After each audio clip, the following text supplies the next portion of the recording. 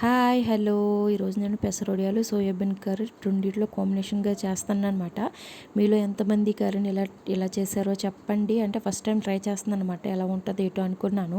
కానీ తిని చూసిన తర్వాత అయితే చాలా బాగుందని చెప్పారు. అంటే సోయాబీన్ని పైన గోల్డ్ కలర్ మచ్చలు వచ్చేంత వరకు బాగా ఫ్రై చేసుకున్నామంటే చాలా టేస్టీగా ఉంటుంది అనమాట.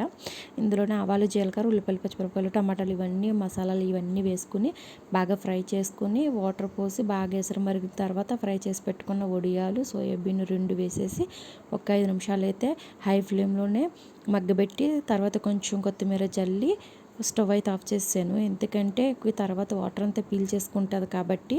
చల్లారిన తర్వాత ఇది నైట్ లంచ్లోకి అయితే చేశానండి. కర్రీ అయితే చాలా బాగా వచ్చింది.